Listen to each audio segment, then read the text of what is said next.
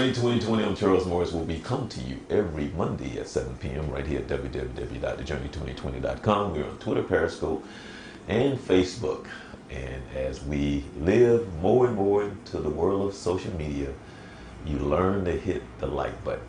We appreciate that on Facebook as well as YouTube. The Journey 2020, you know, on the third Monday of every month, we have our own Kathy Meeks from Robinson and Associates. She is a family counselor, and she's also a family sex therapist. So we have a lot of fun with her.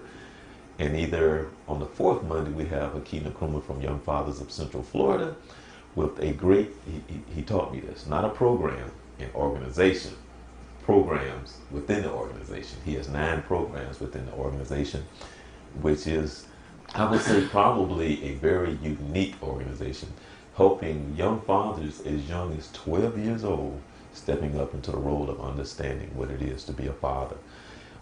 If he's not around, then we have our very own Lynn Johnson. We call her our life coach. She talked to us about our finances and helping us raise our credit score, help us to be more aware of our spending, and how to come up out of that debt that we always seem to be in, no matter what, especially this time of the year, because, you know, we get a little crazy because it's tax time. And so we know about that. So we're going to talk a little bit more about that as well. So I'm Charles Morris. This is the Journey 2020. And from time to time, you know, the show can be a little serious and a little lighthearted. But I am blessed today for actually 2 people who have been on the show before. And I'd like to introduce, I don't know if we want to call you chaplain, if we want to call you deputy, if we just want to call you frat brother, if we just want to call you Stan, but we want to call you Stanley Murray, good friend, as well as Cynthia Harris. Welcome to the, because you both have been on the show before. Yes, we have. Yeah. So I'd like for you to introduce yourselves, and whoever wants to go first. Ladies first, of course. Well, I'm Cynthia Harris, and I don't call myself a politician, or I call myself a warrior for the people. Mm-hmm. I've been in this community for 30 plus years. I walk my talk, and whatever I could do to make our community sustainable and better, that's what I do. Okay. And Mr. Chaplain, Mr. Murray. Stanley Murray, being in this uniform, I'm Master Deputy of the Orange County Sheriff's Office. I work in our crime prevention unit there, and I'm also our chaplain coordinator there. I'm also a local pastor here in Orlando as well. Right. You know, it's Stan, we have been doing a lot of things together for well over 20 years. And knowing the both of you for a very long time and seeing the both of you very active in the community is one of the reasons why I wanted to have you both on the show to talk about what you do. And we can later talk about why you do what you do. We already know the answer. Well, I already know the answer to that question. But I asked you to come on the show because Ms. Harris has a concern, and she's putting forth an event that is taking place, and I'm going to let her tell you about it. So tell us about your event that's coming up. So on March 14th, we're going to do a March for Love. This event starts at 10 a.m. We're going to walk from Ivy Lane Park, which is located at 291 Silverton, right next to Ivy Lane Elementary. We're going to walk a little portion of Old Winter Garden Road, take it all the way up Ivy Lane to Community Baptist Church, which is located at 651 Campanella, which is the corner of Campanella and College Drive. And the purpose of this March for Love is in the wake of our children who are committing violence at a rapid rate. And it's our middle school kids. It's not our little ones, it's not our high school, it's those kids that are stuck in the middle, which I like to call Peter Pan's kids. They are on the island of misfits, the island of Neverland, and we got to do something to make sure that we reach out to our kids who are crying out for the most part for help. there were two incidents a few weeks ago. One was at the Smith Center where a little boy was jumped by a few kids and was posted on Instagram. Right. A few of those kids were arrested. And then fast forward a few days later, about 25 kids, they jumped two little boys in Butler's Preserve, which is like 2 blocks from the church where we're going to end up at this march. And what happened was, my understanding that there was an incident that happened at Carver Middle. And the child that was the victim in this, the intended victim, there were some kids waiting for him after school, and they didn't get an opportunity to jump this child. He was able to get some intervention, go home, but later on, these kids came to his home and they waited till his mom left to go get them something to eat. Came in, commenced a beating him up in his house, tore her house apart. The videos are horrific. And his brother, who's 15, jumped out the window to escape. As he was escaping, the other kids, that because it was so many kids, they saw him and they chased him and they rendered him unconscious. One of the neighbors came, she tried to shield her body over his. They never stopped beating the kids. So in turn, they beat this lady up as well. Wow. So as a result, these are our babies. And so I'm trying to make sure that the community comes together and help our children. In whatever form or fashion. You have the state exams coming up. If you go out to Carver Middle School, go out and mentor a kid, tutor them. Even if it's just a word of encouragement. You may not be a mathematician or an English teacher, but just a little bit of encouragement might help them excel in their academics as well as be productive in society. Now, Stan, now the first one I heard about, I didn't hear about the second one.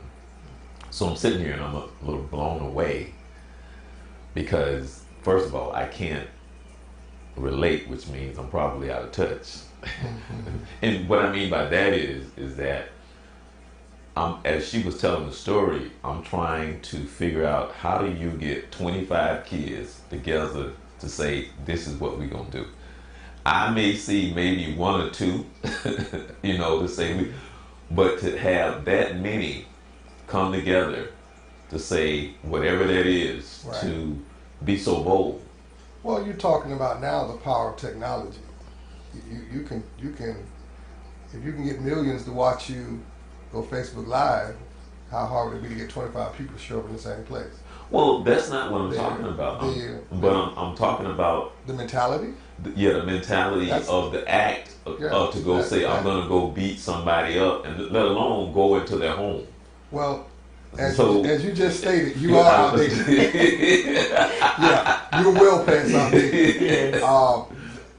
I would just say this is nothing new. Now, the environment that it happened in may be a little different. Mm-hmm. Someone's home, but the 25 kids involved in physical activity, that's nothing new. That happens quite a bit, if not just locally, but probably nationwide. I mean, with the ability, and I go back to technology because I want you to get the understanding of the concept. Okay. Back in the day, we had a fist fight at the bus stop. Few people sat and watched one-on-one. Everybody moved on. Life was fine. Right. Now, there are blogs. There are setups.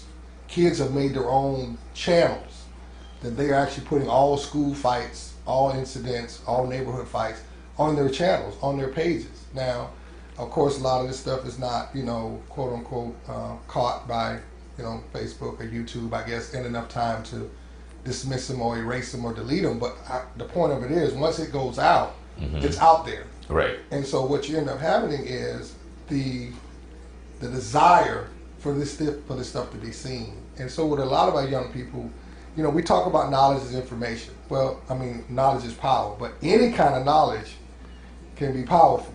Even the wrong kind of knowledge can be powerful. If I learn how to Google how to open a safe at a bank, then I got knowledge. You know what I mean? Right. But that's that's the wrong time for me to be using that type of knowledge. So that goes to say these children who are now given the power to go out and grab this information, grab these fights, if you will, fight clubs they're calling them. Oh, fight club. Yeah, yeah, this stuff is real, and so you have to understand that though we are seeing them as the children they are children now who've been given adult-like decisions to make. Right. And it's hard to ask when you don't have that maturity level to go with what you've been given. Now, the thing is that because the last 2 weeks in a row, I talked about the first incident. Mm-hmm. Because, and what I talked about the first incident was that I saw the moms leaving the courtroom and the cameras was following them. And I talked about the response from the mom. Because I was trying to say if that was my mom, because, and this is just me saying, the mothers appeared to be more upset at the camera crew than they were at the kids based on how they responding to the camera crew. Because I said my mom wouldn't have responded like that. She would have said something in reference to when the judge finished, she coming home to me. Right.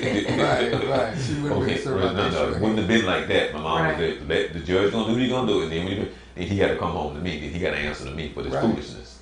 So for the last 2 weeks on the show, somehow or another, I was talking to two educators on the show, and somehow or another that came up. Now, what you're talking about is on a whole different level, whole different mentality, and a whole different world. For you and law enforcement, and you've been in law enforcement how many years now? 25 in July. 25 in July. 22 years in military.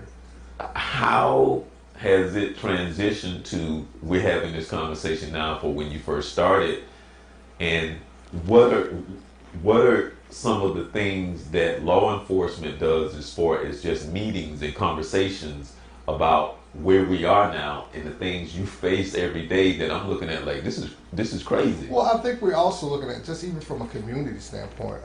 Actually, me and Ms. Harris were actually in the same academy back in '95. She was in the corrections side, I was on the law enforcement side. That's how far we go back knowing one another. So with that being said, we grew up in a concept though. We talk about it takes a village, but it was reality. There was a village. There was a neighborhood concept. Where now you have more people who live next to each other who really don't know each other at all, nor desire to know one another. Right, that's what I was going to say. They take pride in not speaking to each other. That's crazy. So with that being said, you now still have children in an environment, in a setup, where I aimlessly can walk and do what I want, say what I want, without any regard of mama finding out, or if mama finds out, she's gonna believe me before she believes what's going on from the adult.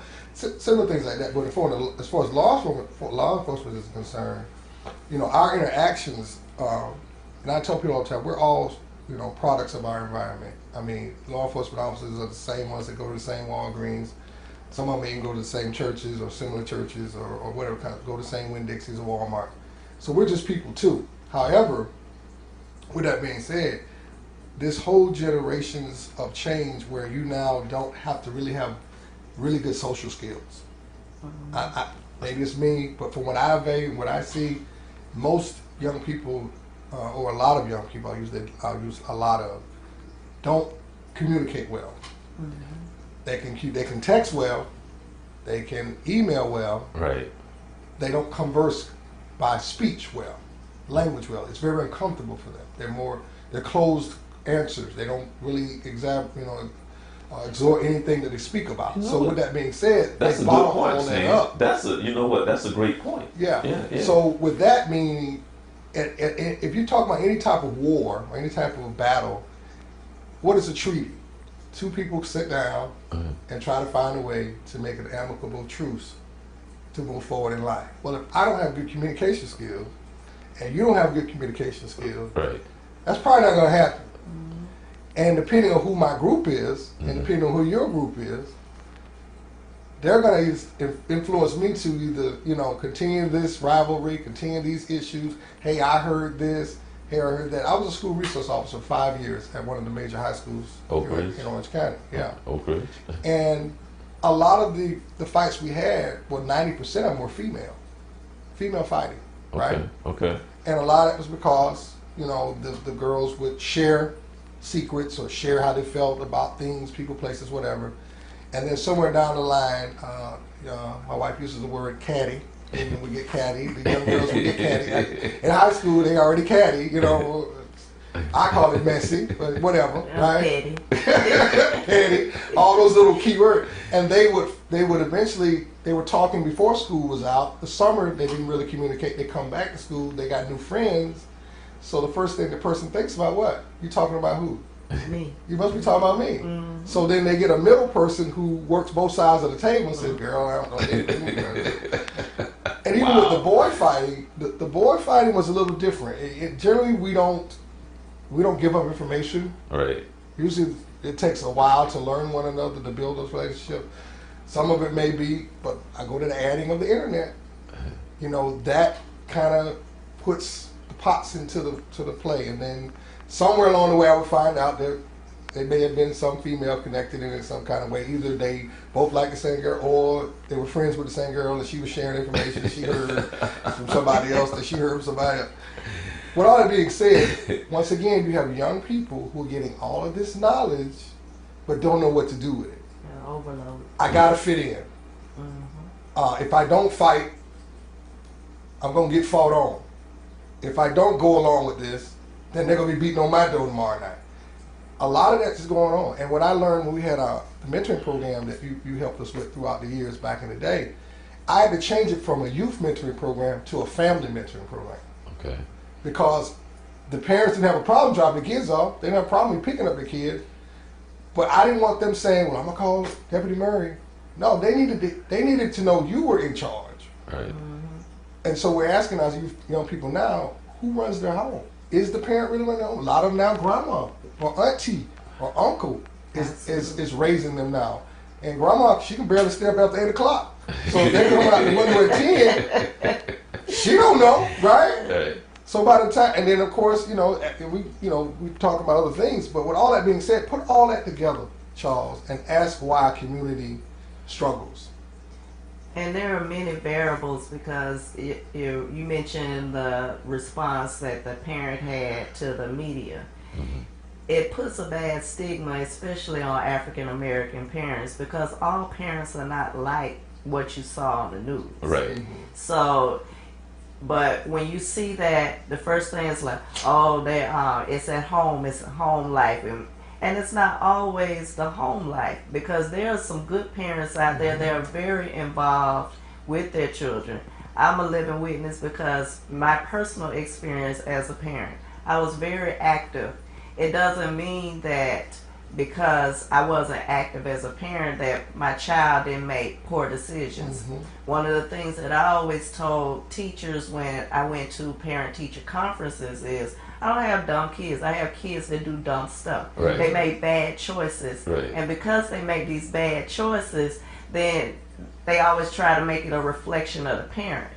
Mm-hmm. And it's not, your child can go to church, your child can be in activities, and still make bad choices. Even rich kids, they got everything at their fingertips, and they turn right around and they do drugs. Include resources. Mm-hmm. To include resources. And then they still go to the wrong path. And social media is a dangerous animal for our kids because they're influenced by social media.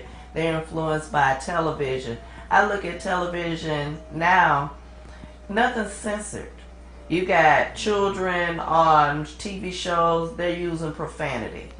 When we grew up, in my day, even in music was in code.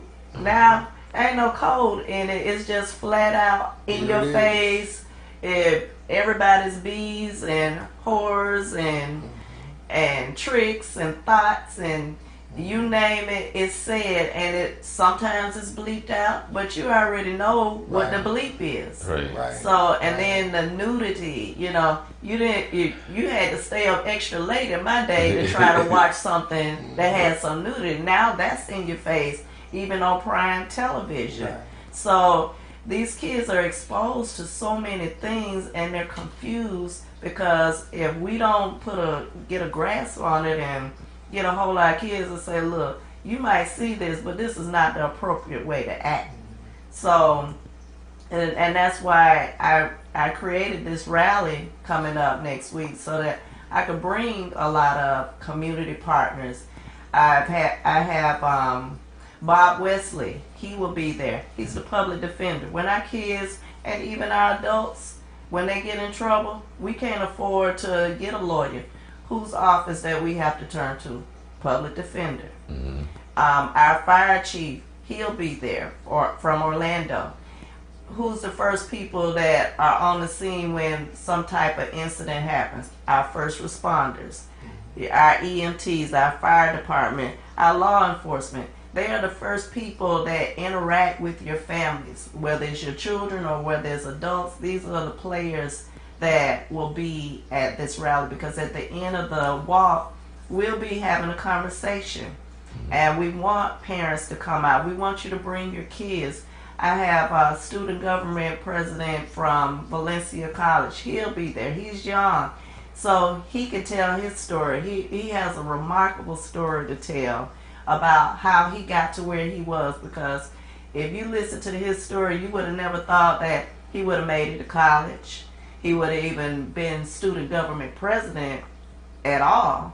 But he's come from very humble beginnings. So I want this to be a call to action. I want this to be in the name of love for the community. Right. So this is why, our chief of police will be there, our sheriff will be there. A lot of players in the community will be there with resources. I'm trying to bring the mountain to Muhammad instead of Muhammad coming to the mountain. Yeah, when you sharing the story, I met this gentleman in Mount Olive, AME Church, up there, Church Street, and I've been talking to him for the past maybe couple of years, and I just happened to sit down and talk to him for like over an hour. Mm-hmm. He's 22 years old. He loved the praise dance, and they was practicing to go do something in Jacksonville at Edward Waters College. So we're just sitting there talking. And what you're saying is, because I'm sitting there listening to him, and he was giving kind of a testimony. And when he told the story, he was out at UCF. Mm-hmm. And he said his roommate, something happened, and 22 guys showed up at his dorm. Mm-hmm. 22, just like, right? Mm-hmm. And he, went to the door, and they forced their way in. And he's there, and they got guns and da-da-da-da. As he tells the story, I'm like this, because again, I'm out of touch. I'm like, he said, but the way that he tells the story and why he was telling me the story, he was saying that because it had to be that God intervened with all of that went on, because he said they had another roommate. He came out, he was all sleepy-eyed and looked up and like, what's going on? And then he saw all these guys and he was like, oh my God. But his point is that his roommate wasn't there, the person that they were looking for. Right. Mm-hmm. Wow. But as he was sitting there trying to talk his way out of it, and then he just ended up, he said, man, I just broke and I ran to my room, and he basically just kind of like a kid just hiding underneath the bed or something like that, and they finally just left. But it was the same thing. I'm trying to figure out, like, how do 22 people come together and go, this is a good idea? Because to me, it's hard to fathom. Well, let me say this. Let me say this. From a biblical standpoint, the good book says what? We walk by faith, not by sight. However, people follow people. Right. Mm-hmm. We all have the power of influence. Right. Now, what we decide to do with it is up to us. But we're all motivated by something. We all got a motive. Everybody in life has a motive. You just have to make sure that your motive is of a pure nature, whatever you're doing. So it's not hard to find 22 people that I can tell a story to. That 22 people might believe me because they are connected to me. Don't make it right, but make it real. That they would lay down their own standards and walk into something from foolishness with me. That's how we got Trump. Okay. Yeah, well, I was just, yeah, that's another show. Oh yeah, definitely another show. Definitely another show.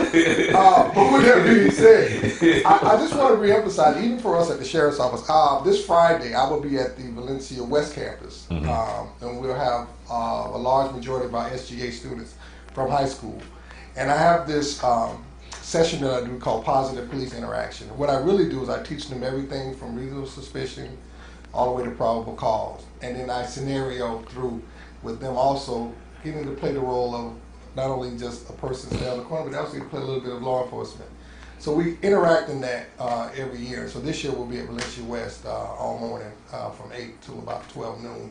Then the mayor comes over. He uses various entities within the actual county government part that they learn how to do planning and all those kinds of things. So it's awesome opportunity. Now, what was the reason and what motivated you to do that? Well, I was asked, but I had already been doing it by invitation and by people hearing about it anyway. So once county government heard what I had been doing, they asked would I do a session. So last year was the first year, and it was all the surveys said the kids really enjoyed it and wanted it back.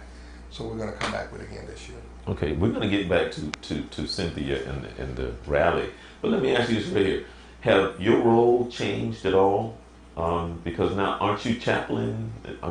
Chaplain is my secondary position. Full time, I am the crime prevention officer. Okay, so my areas can you explain what can you explain the two? Can you explain the two? Okay, well, the crime prevention portion, I do everything from neighborhood watch, helping them come together programs, all the way to doing SEPTED or security surveys of your businesses, your residences, your places of worship. I teach worship place violence presentations, safety presentations on things you should do to help make your place of worship even more safer, things like that. On the chaplain side, we have 25 different chaplains from various different religions who we utilize throughout, not just with the employees, but also with the citizens of Orange County in reference to anything that may be spirit related to those aspects. You know that, you know what, I never thought about that. I never thought about that from law enforcement, because you usually see it like in the hospitals, places like that. Right. But I never thought about it from law enforcement. Well, just from the incident of Pulse itself, our chaplains, we volunteered probably about 500 hours in about the first week and a half. Right. And they were there for victim notification, survivor, they were there for the survivors, of the families of those who were killed, and they were there as basically a conduit, a sounding board. Not so much of pushing quote unquote religion on someone, but just being that sounding board for them, that some of them who did have religions would like to speak to someone of the same faith. Right. Now I'm going to say something off cuff. Okay. But just saying that, isn't it amazing as you mature in your life of understanding relationship when it comes to a woman, when you reach that point where you really learn, now this is what I mean by you learn, that you really don't need to say anything, you just need to listen. Very much so. Right. You know what I'm talking Very about. much so. Yes. Me and my wife are renewing our vows, and I'm just listening. Right. So you come to a place where you go, oh, you know what? I don't even need to make a comment. Ooh. I just need to sit here and just nod my head and come back at some point and know what she's talking about. That's it. And be able to recite at least a couple of words of what she said. That's something that They being teach learned. y'all that in the academy. You already had a head I had a basic idea on that, yes. we were there together. We learned the same stuff. Same stuff. That's right. Let them do all the talking. And see, but that's a learning thing, because when I say you learn in life, because sometimes what I mean by learning, because sometimes you don't even want to, like, oh man, she gonna come in with some nonsense talk, and you don't even want to hear it. But now, as you get some years on, you be like, you know what? As you get older, two things become more apparent: time, right, and consequences. Right. When you're young, like these youth we're talking about today, time is not of the essence. Right. I'm gonna live forever. I ain't got to worry about this. I'm not thinking about that. Right. And consequences. The last thing I think about when I'm breaking into somebody's house is I might want why, the maturity levels, the way of thinking, And so what you're going to find out now with what I love what Sister Cynthia's putting together here for this, at the end of the day, if we're able to save one family, one child out of all this that we do on this day, then something has started. Now, I do encourage, we've done some things in the past of a one-stop shop kind of thing. We need to find out what each household needs. Each household may need different things. They may need similar things, but not the same thing. Correct. Some may need education, tutoring, if you will, and employment. Some just need tutoring. If the parent already has a job, or they're comfortable with the job they have, whatever it may be. But we need to find out. And so, in this walk, and maybe I'm adding too much to your pot, but if we could even have other resources who are listening today who would like to come out in some form of support to this. Right. If it's no more than just you bringing your card or whatever and say, listen, I can be there to hand them out and speak with those people individually, they're going to find out there's a lot that is not always quote unquote dollar related. People are needing things that they didn't thought were even available. Correct. That are available. Yeah, because I do a community conversations meeting. We do it the first Monday of every month, held at Community Baptist Church, the same location we'll be at when we end this March. And I try to bring resources to that meeting. So a lot of people, when Mr. Harris died, the boxer, they didn't know that the boxing gym was just blocks away in their neighborhood. Some people did. Some people know Antonio Tarver, who came out of Malibu, was one of the people that became great because of Harris Boxing Gym. But then a lot of people had no clue until Mr. Harris was killed. So when you're talking about resources, what is very disturbing when you go to community meetings and people say, well, we need more resources, we need this. You have them. They're right there in your community. There's hundreds of nonprofit organizations out there. There's so many resources that we could get from our law enforcement, and even from our fire department. The fire department has a Explorer program, just like the police department has an Explorer program. These are activities that we could get our kids engaged in, and people like Stan, they are available to our kids. But if we keep putting this stigma on the cops are bad or our kids are bad, because I refuse to have our kids labeled as gang members. They're not gang members, but they are assembling together into something that can turn real bad real quick. Activity. And so I'm not going to allow anybody to say these incidents are gang related, because just those two made the news. But every week I get calls from my neighbors saying that kids are trying to break in their house in broad daylight with them in it, or 9:30 at night they're knocking on the doors to see if anybody's in there. They know it's an elderly person in there. They know that some elderly people are early stage dementia. So they use their influence to mislead elderly people and get in their homes and take things that don't belong to them. We want our kids to be able to earn what they got, but we also want to make sure that we are that resource and we are that guide to help mentor them and structure them correctly so they can be sustainable in the community. Right. And that's what we need. And not just our children, but the parents too, because you got babies raising babies. Our kids are being raised by parents who are just as young as them, and they didn't have that same help or assistance for someone to come and take them by the hand and say, well, come here, let me show you the correct way of doing this. And we got to be proactive in a way that they're not taking offense, but we're still helping them too. And I would even challenge our local clergy as well. And I know we do our own things within our own entities, within our own buildings. However, I would just challenge any leader of a place of worship. If you just have one program that consistently invites the community in, just run that one. I'm not saying go out there and try to save the world with 50 different things.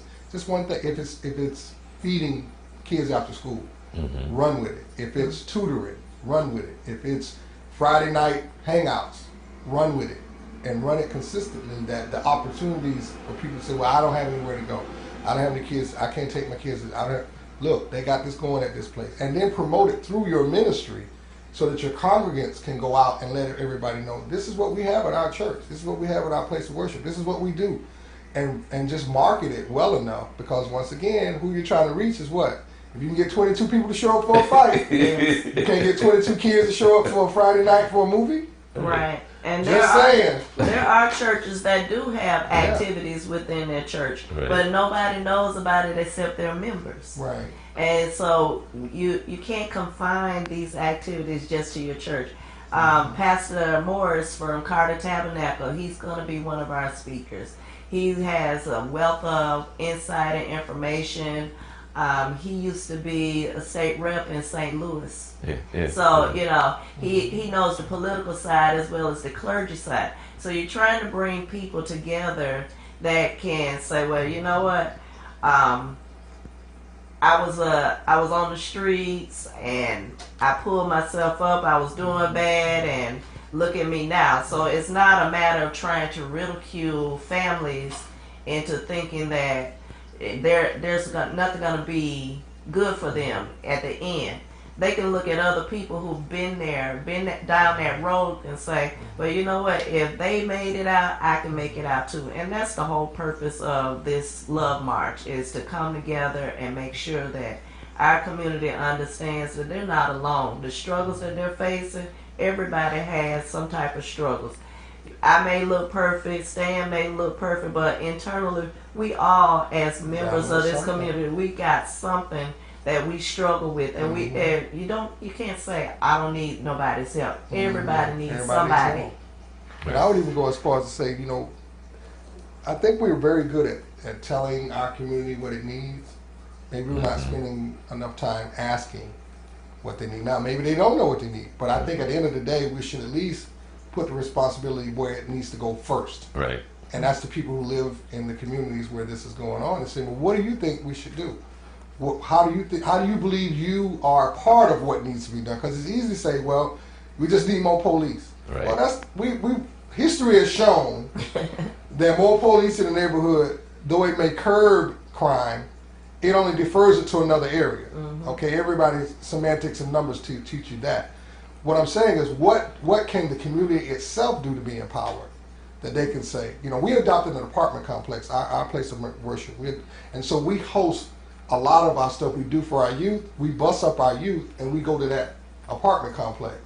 And so now we're interacting with that apartment complex because they're already what? They're already there. Right. They're probably not going to come down the road to where we are, but by us being there now, the opportunities to interact, and you always will learn more about somebody informally, meaning an event or something you're doing, than you will, in the world of religion, than you will on a Sunday morning or the Sabbath or whatever time you hold your Friday nights, wherever you hold your services, depending on religion. Everybody kind of puts on a facade for that because everybody knows there's order, you got to be a certain way, you got to act a certain way. But when you catch them running around while we cooking hamburgers and hot dogs, or slices of pizza while movies going on, you learn a lot, especially with young black men. We tend to always have guards up anyway, so you're not going to get a lot out of a young black male in a one-time thing. It may be a few times you meet with them, and you informally eating a hot dog with them. Man, well, how was your day? So what you think about this? How was that? And that was one of the things I learned even during the mentoring program. Well, not saying females, but they, being a female, they tend to express themselves a little bit quicker. Right. Things are on their heart. That's why they live longer than we do. They don't let it. They exhale, if you will. Right. So I think that's another thing to look at as well. And I'll give you another example. I used to do mental health counseling for co-occurring disorders. So you may have a mental illness, but you also have a drug addiction. And typically people who have a mental health issue, they will self-medicate with street drugs. And like you were saying about being out of touch, when I started doing that business, how out of touch I really was, I learned so much from my kids who were committed into those institutions. when they were talking about Skittles, I thought Skittles was candy. I didn't know that was Sudafed. That they were getting high, and all the different ways that they were getting high. And I was like, well, if you understand the science of this medication, just imagine how many people you could cure. You went to school and got a degree. And so, and so because they got so many street terms, and the street terms, they change every day. And the young people are the ones who educated me. So when people say, well, young people can't teach you nothing, young people can teach you a lot, and especially with social media. So when you were saying you were out of touch, get with some young person. They can educate you on a lot of things that will blow your mind. Yeah, well, I'm just sitting here because I generally, when I deal with stuff, I just mentally go to scripture and what scripture says, and of course there's nothing new under the sun, Right. Which we're evolving into, especially when social media is that part that is even before social media blew up, it was slowly, the village just started to dissipate slowly, and now we're seeing the repercussions of everything that you said, because we don't have the village anymore, Right. or like we had back when we were growing up. Right. And it's just difficult. It's funny because I was just talking to my cousin's kids. 2 years ago, I went to Atlanta, and we were sitting in there, and they were having breakfast, and just like having a conversation. So he had a son going to the 11th grade, and a daughter, a freshman in college. And I was having that conversation that we always have, that same conversation about, because I can't imagine growing up now in their times. I can't. That's why I said I can't imagine that my neighbor 4 blocks over don't know who I am. I can't imagine my neighbor 4 blocks over not communicating with my mom and those type of things, because that's how it was. That's how it was. And they looked out for you. Yes. And so to the point of feeding you from their own kitchen. Exactly. Right. And so then you're behind. Yeah. Right. And so, and that's what I was trying to explain to him. I said, I can't phantom this world that you guys live in. I'm not that. I said, I just can't, because it's so different. And so when I say I'm out of touch, because I'm always stuck in 4 blocks over, that I know that, first of all, I got to say yes ma'am, and I got to say yes sir. And then you know what I mean by when we're talking, and then grown folks walking up, then you got to watch your language versus just acting like I'm not even there. But now they curse in front of the dogs. That's what I just said. Acting like I'm not there. Yeah. They talk to you like they're your equal. Right. Yeah. And so as Aki and I, when he comes on the show from Young Fathers of Central Florida, talking about grandmother now is like 32. I can't phantom, and even 32 now is not like 32 when my mom was 32, because 32 now is more like 22. Well, you know what? But look at it like this. If you go back to your quote-unquote color purple days, okay, mothers at 12, 14, 16 was not uncommon. Having 8, 9, 10 kids was not uncommon, right? But it was a society that helped raise all those children. They were getting married, Charles, at 14, 15 years old. 12. Yeah, they were actually getting husband and wife up. So, though it's different times now, what changed? The age is still the same. Right. But what changed? The mentality of what the whole coming together was about. Right. They came together to make sure we all survived and we all became self-sufficient. Grandma, great-grandma, great-granddaddy, when they died, even during those times, they had land. They had a name. Right. Oh, you a Morris? Right. Oh, you better act a certain way, because you had to keep that Morris name. You go out to the corner store and get what you wanted, because the Morris name was in the book, and your dad or your granddad always came and paid the bill. Right. All you had was your word. Right. Now, I don't care what my name is. Right. And I get it. I know we have absent fathers and those things that have crippled that continuity. But if you go all the way back, they came and demeaned the father in the house. Oh, true. To a point that he was there, but he wasn't there. Right. Right?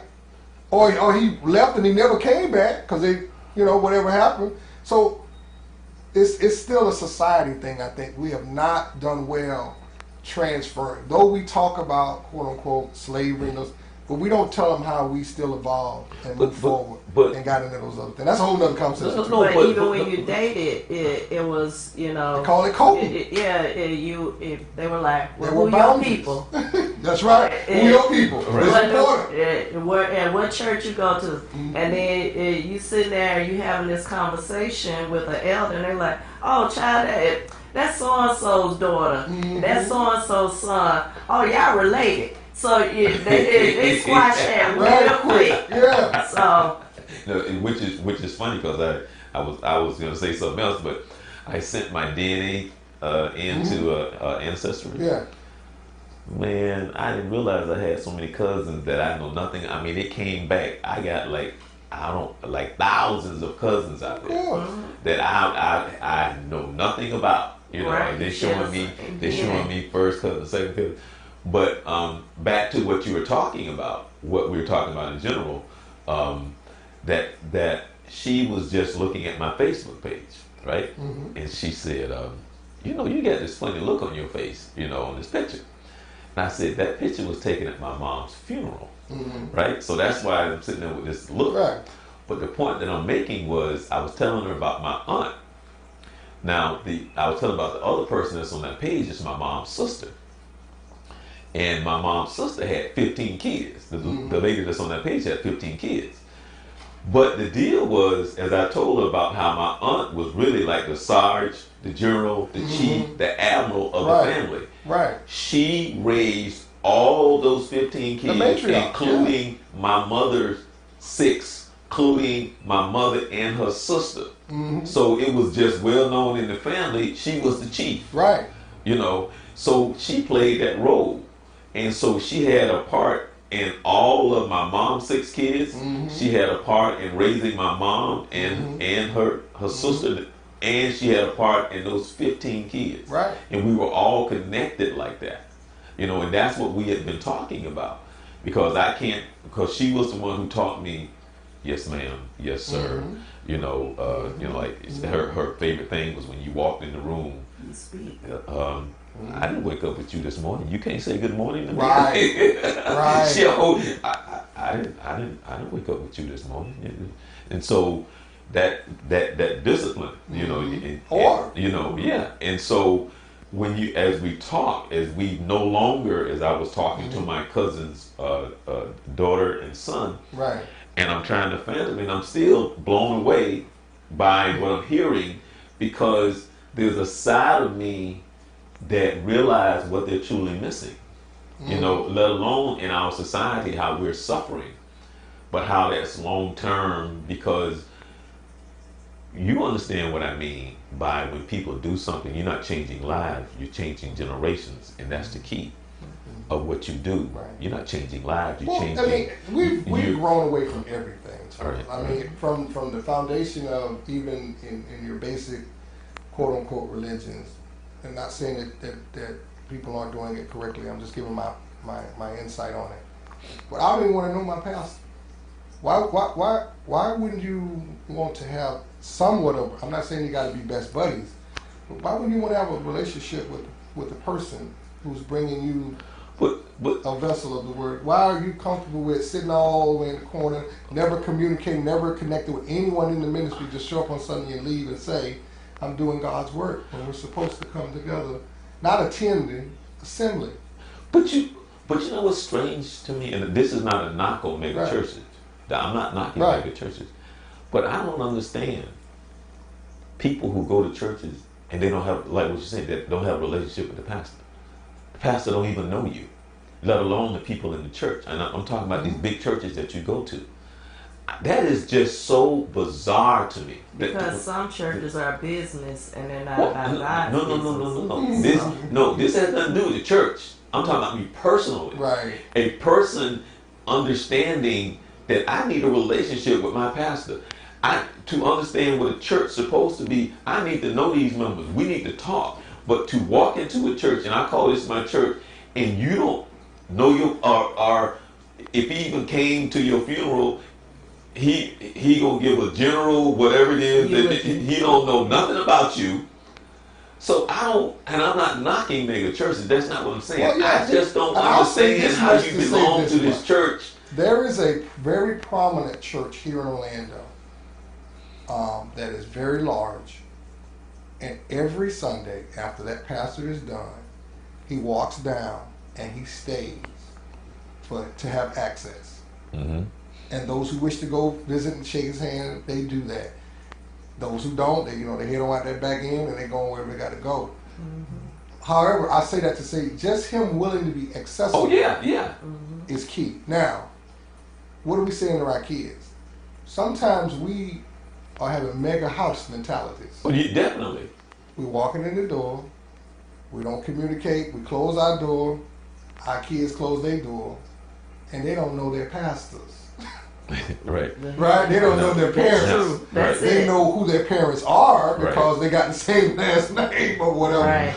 But they don't know their parents. Mm-hmm. But now I'm going to say something that people won't like. Well, it's your show. So. but I'm just this is personal to me. When you live and you understand when you become of the world. When you become of the world and your life is about the money, your job, and whatever else that society says that we are, and then your mind and your concept doesn't understand what it means that your time need to be spent more at the dinner table, more in relationship of spending time together or breaking bread together. So you evolved into this microwave society when you don't understand the importance of family and trying to do everything you can to break bread together. And when you say that, they look at you like you're crazy. Because again, I come from a place in where we all had dinner at the same time. It was mandatory. So, but that's not even a thought or a pattern. But as I'm sitting here and over my years, even though I don't have kids, but I would myself personally would try to. It may take me making less money. Oh my God, make less money. But I would have to try to find a way to make sure that they don't have access to these gadgets. I would have to try to have a control over that. You do know that's an addiction now. Yeah. Right. So I would do what I can so our family would sit down as much as possible to make it. You have to be here to eat dinner or something in those terms. But that's not. It's not even a thought pattern now because I understand the importance of that. That's personal to me and how I would have to have my house. Right. So it would never be about the house and what's in it. It would be about us and how we live in it. That's it. Right. And so even if I have to make the sacrifice of making less money, I'm trying to deal with the generation of my family because that's important to me and that's what my life lesson has taught me. What's family? Well, it sounds good when you say it real fast. That's the ideal that you would love to have because that's the era you grew up in. Right now, technology is raising our babies. No, but it starts at home though. Right, it does start but if at those home. parents have No. I'm talking about me. Right. Me.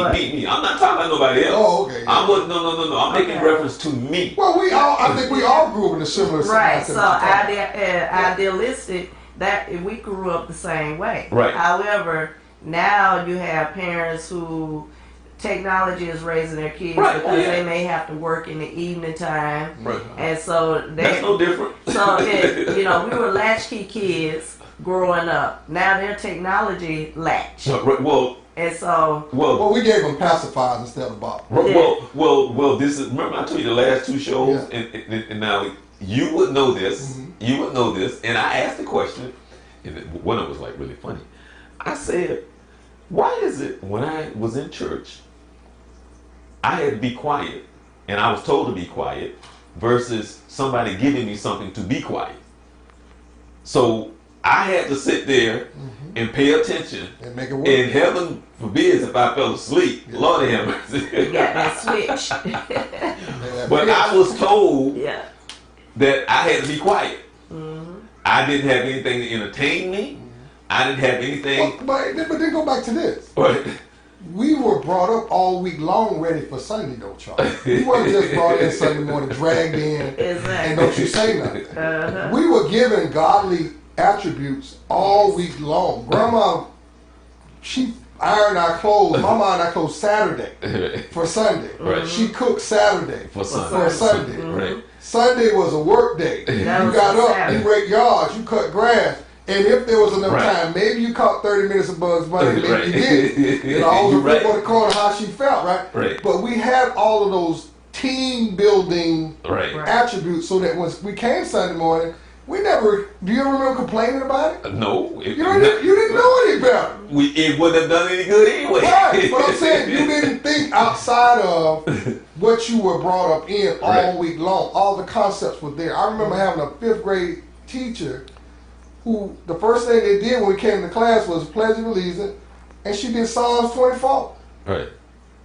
And we had vacation Every Bible day. school in the summertime. Yeah, So so you it- were kept in those concepts Right, so it of what was things were doing.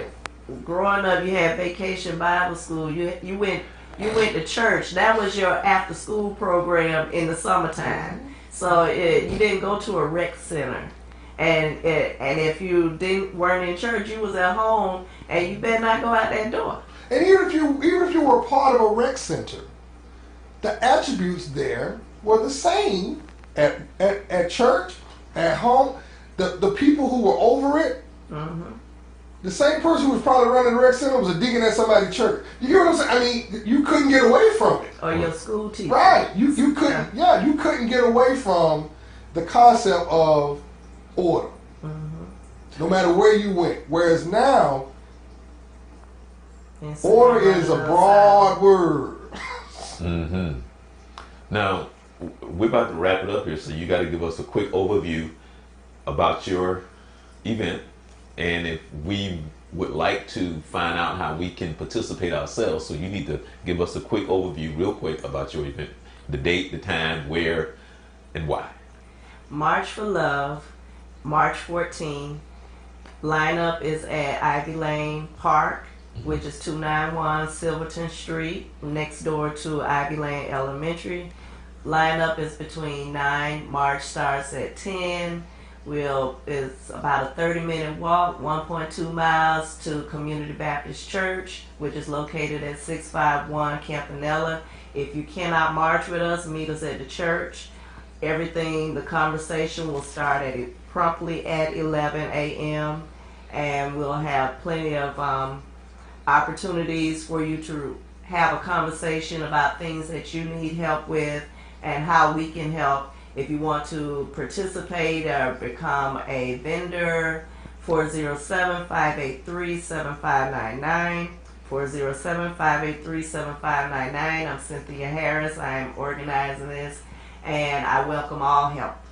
Okay, now I'm about to give you some information that you didn't know. Okay, coming up on March 21st, I'm going to be at my church, and guess who's going to be there dropping the mic? The event is called Pastors Dropping the Mic. Okay. And the person to your left is going to be there dropping the mic. and we're looking forward to staying. You know, when you have relationships with people, they will take it to the limits. Oh, yes. Yeah.